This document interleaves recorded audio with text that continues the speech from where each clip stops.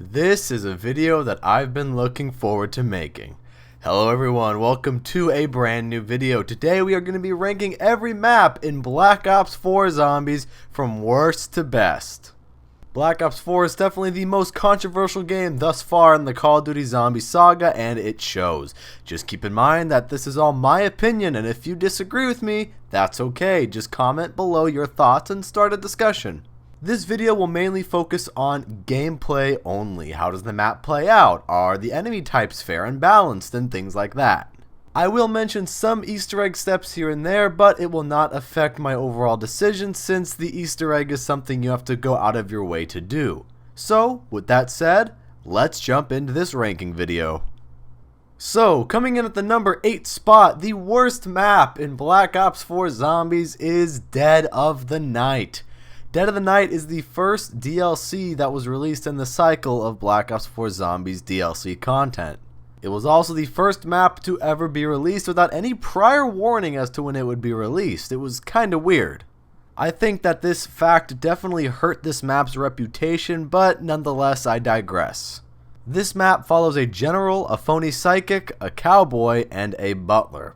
Originally, I thought this map was gonna be a solid addition to Black Ops 4, but then as I started playing the map more and more, the problems became more apparent. First, the vampires. Good God, what a mess these enemies are. I understand that they toned down the spawn rate of the vampires in Dead of the Night, but I still think they come in way too often. When a vampire attacks you, your health doesn't regenerate as fast as normal, making it easier for you to go down. Plus, they're faster than the normal zombies, and it's a pain in the ass to deal with. There's also the Crimson Vampire that gets summoned when you do the Alistair's Folly upgrade quest, and from then on out, the Crimson Vampire will start spawning in, and he'll jump on you and bite your neck and waste a lot of time, and it's really annoying. Plus, it takes a lot of bullets to kill these red vampires, so again, really annoying. Plus, the worst enemy type in this game and any other Zombies experience makes another appearance, the Catalyst. I'll talk more about these pieces of shit in a little bit, but they suck to deal with too. They spawn in way too often, just like the vampires. The werewolf, the main boss of this map, isn't actually too bad to deal with. As long as you have your specialist weapon charged, or the Alistair's Annihilator, or even a gun that has silver bullets, you should be fine. Which brings me to the wonder weapons. No one wants to do any of the wonder weapon quests. The Alistair's Annihilator is a good weapon, but the upgrade process takes forever considering that you have a chore list of things to do before you can even get started on the upgrade. There are so many things that you have to do on the early round, it just feels like one big chore list, like I already said. Another wonder weapon, the Savage Impaler, which is the crossbow that instantly kills vampires, is a frustrating quest. All the steps are kinda meh, and when you get to the step with the purple coins, it's so hard to even get those purple coins because you have to rely on chance to get them in the first place.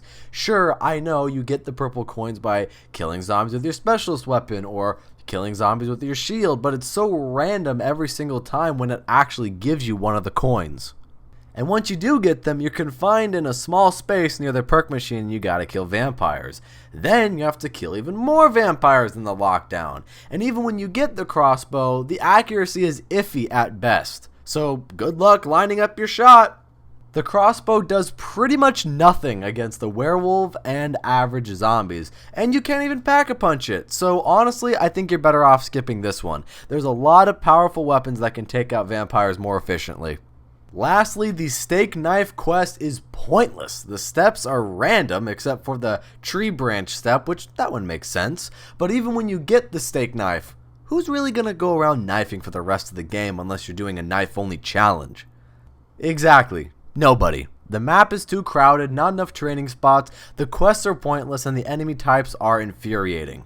There's a really good camping strategy on this map, and that's how I got to the highest round I've ever been on round 70, but that doesn't make or break a map.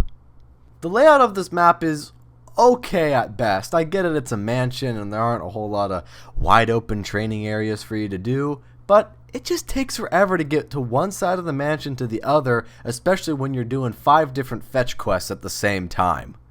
Oh, and one last thing, I know this has nothing to do with the map itself, but the characters kind of suck, and they die instantly after the Easter egg is over, so there's no point to them.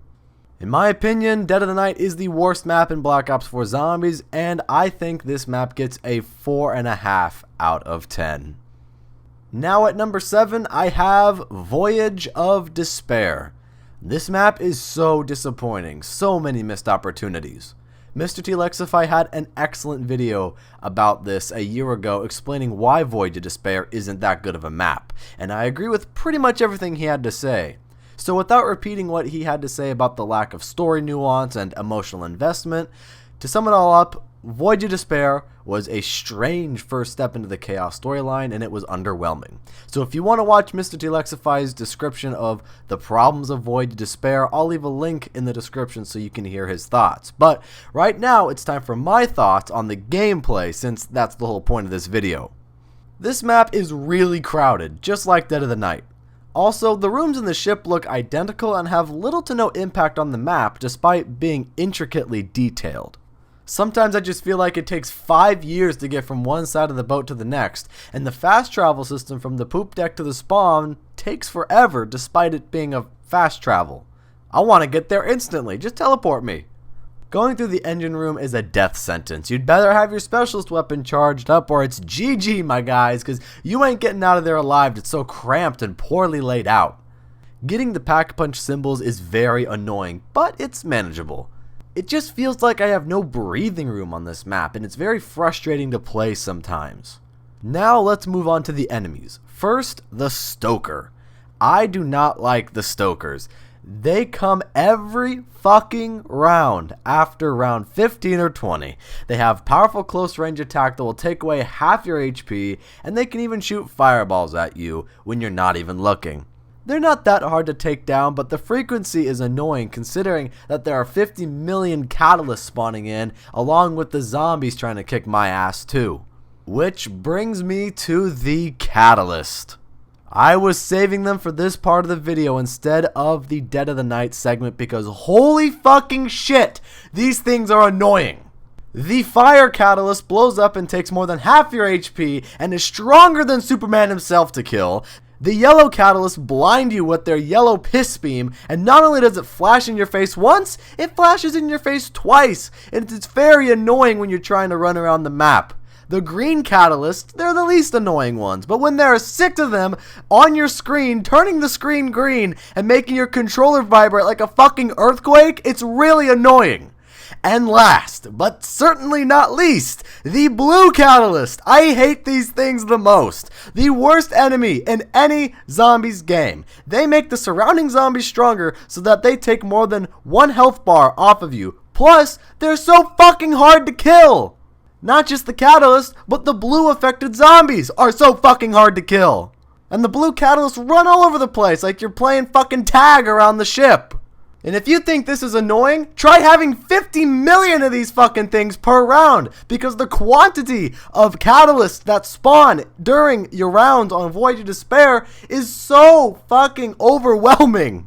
You got 3 blue guys here, a green guy there, a red guy blowing up in your face, you're blind by a yellow guy, oh, another green guy making your fucking controller vibrate, you got another fire guy blowing up in your face, you got blue guys, zombies are hitting you, the fucking Stoker is shooting you from across the planet, Blight Father's got you with your fucking tongue, and then you blow up for a fire catalyst, blue catalysts are kicking your ass, it's so annoying, you name it, Voyage has it! Oh, also, I briefly mentioned the Blight Fathers. They're really annoying with the tight layout of Voyage of Despair. 1 minute you're in a safe spot, and the next you're sucked across the map wondering why you're dead. So it seems like I'm ranting a lot more about Voyage of Despair than Dead of the Night, so why did I rank Voyage only 1 spot higher? Because Dead of the Night had dumb quests that you needed to do every game to get anywhere. Voyage of Despair does have better quests, even if no one wants to do them. I'm looking at you, upgraded shield quest. Dead of the Night is more laborious than Voyage of Despair, and that's why Voyage of Despair comes in at number 7. Voyage of Despair is only slightly better than Dead of the Night, but I still think this map shares the same rating as Dead of the Night. 4.5 out of 10. At number 6, as much as it pains me to put it here, it's Blood of the Dead. The long-awaited Mob of the Dead remake that fans have been asking for. It finally came. And went quickly. At least with the community. Yes, Blood of the Dead had a rough start, but I don't think this is the worst map in Black Ops 4 because of that. This map is average in my opinion, but it does have some really cool parts to it. The Magma Gat is a great wonder weapon, and it's a must-have whenever playing this map. There's a cool side quest to free monkey bombs, and old weapons like the Tommy gun returning, stuff like that. The catwalk was an innovative choice, and it's a good way to build up a decent amount of points early in the game. But then we get to the negatives and why the map is average at best. If you don't do that catwalk before round 1 or 2, you're a dead man, making it extremely hard to accomplish getting to the actual meat of the map, the prison itself. And we all remember the gondola, the once great mechanic in normal Mob of the Dead to get from the docks to the cell block. That was really fun and it was really cool to use. But the gondola on Blood of the Dead has been plagued with terrible zombie spawns. Coming from the dock to the cell block, the entire round of zombies spawn ahead of you. If you don't have a specialist weapon or a powerful wonder weapon, good luck getting out of that one, you're probably dead. The Acid Gat, the icon of Mob of the Dead, is terrible compared to the other weapons on the map. Also, the Hell's Retriever and Redeemer suck. I think that's the one that hurts the most, because I loved using the Retriever and Redeemer on Mob of the Dead. It's only ever worth getting if you want the free Blundergat. And the upgrade quest for the Retriever to the Redeemer sucks, and I barely do it. Plus, this map has the most pointless upgrade quest in any zombies game. It's the Golden Spork Knife. You basically take your spoon, then upgrade that to the Golden Spork, and then you upgrade that to a Spork Knife. And the quest is really long and really laborious and just such an out-of-the-way side Easter egg that you will spend the same amount of time working on this Spork Knife upgrade quest than you would with the actual Easter egg itself, and it's so pointless. There are a lot of interesting changes to the map layout that make this map feel authentic and different than normal Mob, but it doesn't captivate me like Mob of the Dead used to do back in the day. This map I think was definitely used as story filler first and gameplay second. But moving on, Brutus is relatively the same as he was on Mob of the Dead, so I kinda don't have any complaints. Except when you get past round 20, 4 at a time can spawn in. Who thought that was a good idea? It can honestly really be annoying. Well, at least we have dog rounds on Blood of the Dead so we can replenish our ammo. Overall, I don't hate this map, but it's not the greatest either. It's a middle tier map in my opinion. Blood of the Dead gets a 6 out of 10 from me. Next at number 5, we have 9. A controversial pick, I know, putting 9 this low, but this is my opinion and I'm sticking to it. First of all, 9 is not a bad map. It's a good map actually, but it has many problems that Voyage of Despair has. It can even be overwhelming at times, but even so, I still think 9 is definitely the better map. The layout is simple yet a fair one. 4 god temples with each different levels and design, and each has a perk corresponding to what the god is, and each temple has a trap location. The arena, aka the starting room, is wide open and good for training. Just watch out for the fire on all the even number rounds past round 4. The underground segment is crowded but offers a fair amount of space to move through. The main underground temple is where Pack-a-Punch is, and it's a tricky room to play in, so you gotta be on your toes while you're in there. This map definitely keeps you on your toes, I will admit, sharpening your zombie skills with each round that passes. Gladiators are the main boss enemy of this map, and for the most part, they're not that hard to deal with. The main issue I do have with them is after around 20, maybe 25, they tend to spawn in like 10 at a time, just like Voyage of Despair's Stokers spawning in way too frequently. It can kinda suck to deal with gladiators, catalysts, and the occasional Blightfather thrown at you all at once. But like I said before, the gladiators aren't too hard to take out, just be alert and aware of where they are at all times. The Wonder Weapon quest is kinda fun to do on this map. Getting the crowd involved with the Death of Orion is a clever step and it hasn't been seen before. Although the Death of Orion isn't the greatest Wonder Weapon, it's still kinda fun to use. Challenge banners are a fun way to advance yourself further in the game, giving you many different rewards such as pack-punched weapons and free perks. Although they may take a while, the side quests on 9 can be fun to do as well, just like the Viking boat free perk quest. Overall, the layout of this map and the ease of completing miscellaneous objectives makes 9 an enjoyable experience, but it's still not my favorite map. 9 gets a 7 out of 10. Coming in at number 4, I have Classified. And I have said this before, and I'll say it again. Classified is one of the best remakes / remasters we've ever had. This map still keeps the charm of being in the Pentagon while adding a new, interesting, yet simple twist on it. The first time I saw Pack-a-Punch on this map, I was so shocked to see that we were visiting Groom Lake again. Such a subtle yet satisfying callback to Black Ops 1. They added a shield to this map, which makes Classified a little more enjoyable than original 5, since I kinda don't like 5. The Easter egg was fun and simple. Well, I'm talking about the Project Scatty Easter egg. We don't talk about the round 150 cutscene Easter egg. The Winter's Howl was significantly buffed on this map, making it enjoyable to use, unlike Black Ops 1. Honestly, I don't have too much to say about Classified. It's just a really fun map to play. Classified is a great remaster to a map that I consider to be lackluster. 5. Weapons have been improved, fun and simple quests have been added, and the new additions to Classified don't feel tacked on or forced. Classified gets an 8 out of 10. Getting into the top 3, I have Alpha Omega. Alpha Omega surpassed my expectations. We all knew at some point that Nuketown would be remastered for Black Ops 4, but we didn't know to what extent until Alpha Omega released. Not only has the entire neighborhood been revealed to us as playable, but the underground bunker, jam-packed with zombies lore, was finally opened. The return of Ted, Peter McCain, and other storyline figures made the story of the map feel like everything that we had questions about years ago was finally answered. But enough about the story, onto the gameplay. The spawn point is definitely different, starting out on the security checkpoint before you enter the town, making you feel like you're about to embark on a top secret government mission to infiltrate a secret base. Oh wait, that is what we're doing. There's definitely a lot to do on this map, but it's logical and it makes sense to what would actually happen at a government facility, in my opinion.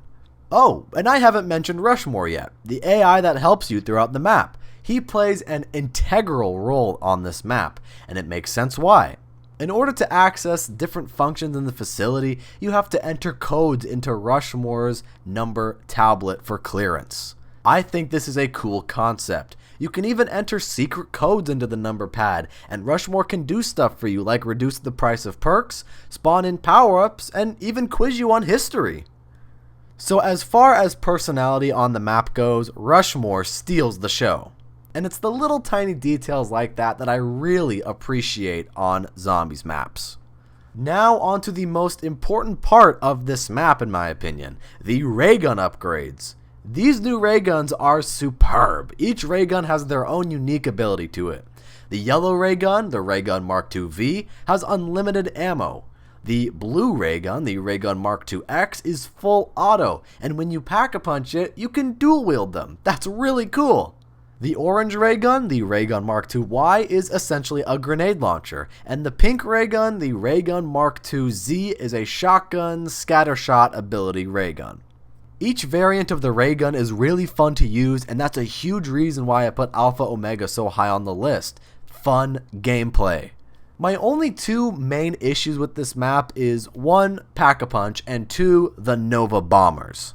But first, let's start with Pack-a-Punch. Opening Pack-a-Punch is simple enough. Turn the 4 valves that are leaking Nova gas to unlock the Pack-a-Punch machine in the bed's room of the bunker. But after that, you have to constantly make repairs to the valves in the higher rounds if you want to Pack-a-Punch again.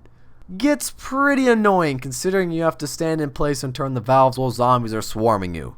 And this is a feature that's only specific to the valves. As they're being turned, special green Nova gas infected zombies sprint full speed at you, catching you off guard. Which leads me into my second issue with Alpha Omega, the Nova Bombers. Imagine a Nova Crawler that empowers the other zombies around it and makes them faster and stronger. Yeah, that sucks. Sure, the Nova Bomber can be easy to kill, just like its counterpart on the map, the Jolting Jack, but the Nova Bomber's effects can be long-lasting throughout the rounds if you don't take care of them instantly. The one thing that I do appreciate on Alpha Omega is that the bombers only spawn in when you're in the bunker. I find myself training in the cul-de-sac to get to higher rounds, so I don't often go down to the bunker after I'm set up, unless I need to pack a punch, and I've already expressed my thoughts on that. Overall, Alpha Omega is a fun map. With the clever usage of Rushmore, fun raygun gameplay, and interesting map layout, make Alpha Omega a good map.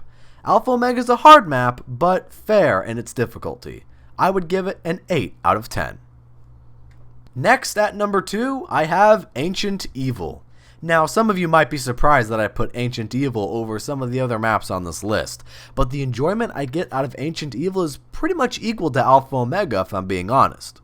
A unique map that takes us back in time to the days of the ancient Greeks. The entire map feels like the personification of history. It's really cool to look at too.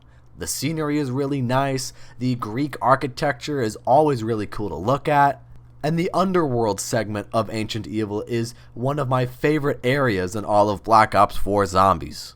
Now granted, I don't know much about Greek mythology, but as I was upgrading the gauntlets on this map, it made me want to do my own research and find out cool and interesting things about it. So in that aspect, Ancient Evil is good, but what about the gameplay? Well, for starters, the map flows really well. Not too many useless areas for filler in my opinion. You get straight to the point wherever you want to go. It feels like an authentic Greek city. Also, I feel as if everything on this map has a purpose. On some maps, certain decorative set pieces are used to make the map just look good, but Ancient Evil makes good use of everything around it. You interact with a lot of things on the map during the Easter egg, and it's really cool to experience, even though I haven't completed the full Easter egg. Anyways, let's get to the crown jewel of this map, the God Hands or the Gauntlets, whatever you want to call them. This map takes a diversion from the usual elemental wonder weapons we see in previous games. Granted, 2 of the gauntlets is an earth element and a wind element gauntlet, but the other 2 are unique that we haven't seen before.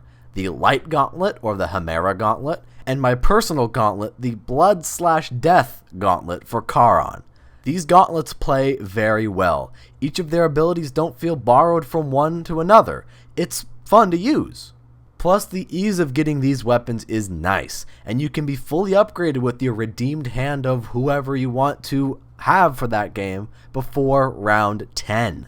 Catalysts and Blightfathers do make another appearance on this map, however, they're not as prevalent as they were on 9 or Voyage of Despair. You'll honestly only ever get 1 Catalyst in the round, and Blightfathers still come in every 5 or so rounds, but the God Hands take good care of them.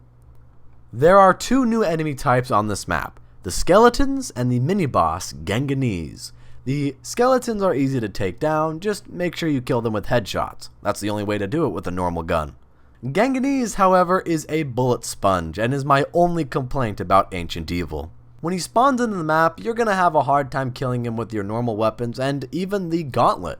So you better have a specialist weapon ready to go. He's a hard hitter too, so keep your distance. But even when you do keep your distance, he throws spears and takes away half your health. Oh, and I almost forgot, he can stun you at any time. Yeah, this boss can be really annoying, but he doesn't spawn in a lot like Blightfathers and Gladiators do. So hey, that's a plus. And I can't mention Ancient Evil without mentioning the Oracle. She is the support class that you need on this map. Low on ammo? She can give you some. Can't find a buildable part? She'll highlight it for you. It's really nice and convenient. You can also do challenges through her to get free stuff like points, a Bowie knife, and even free pack-punched weapons, to name a few things. Overall, Ancient Evil provides unique gameplay and is, in my opinion, the best of the Chaos Story maps. I would also give Ancient Evil an 8 out of 10. And now, ladies and gentlemen, coming in at the number 1 spot is the best map in Black Ops 4 Zombies, in my opinion, Tag der Toten. If I'm being honest with you guys, I was really worried that Tag der Toten was gonna flop, and I'm so glad it didn't. Tag der Toten is a reimagining of the Black Ops 1 Zombies map Call of the Dead. Many fans were not happy with the announcement, since the common argument you hear from major critics of Black Ops 4 is that it's not an original map and that we haven't gotten an original map since Gorod Krovi in Black Ops 3. But to those people, I beg to differ. Tag der Toten, just like Alpha, Omega, and Classified, are miles ahead of their old counterparts. Tag der Toten opens up the map and has really interesting areas for you to explore. The map flows very well, and it feels like you're in the heart of the Group 935 sinister operation. Nothing feels out of place on this map, which is definitely a comforting feeling. The zip lines provide an easy escape route and are logically planned out. Not to mention, this map is really pretty to look at. The white ice sheets are cool to look at, and the scenery all around you as you look upon the Siberian tundra is breathtaking. Plus, the secret area of Tag der Toten is gorgeous to look at, easily the most beautiful piece of art in this game. The facility at the top of the mountain is eerie and dark as it should be. You feel as if you're not supposed to be there, and it shows. It's definitely the hardest part of this map to train and escape zombies due to the tight spaces. But what else are you supposed to expect in a place you really shouldn't be poking your nose around in? Flingers are a fun addition to the map and adds variety to the gameplay. The Hermit, who we all know now as Pablo Marinus, is an integral part of the map as well. You give him the blue rock and you get Pack-a-Punch. Align the zip lines and he gives you the handle to use them. Melt the key with the icicle and you give it to him, you'll eventually get a free Wunderwaffe sniper.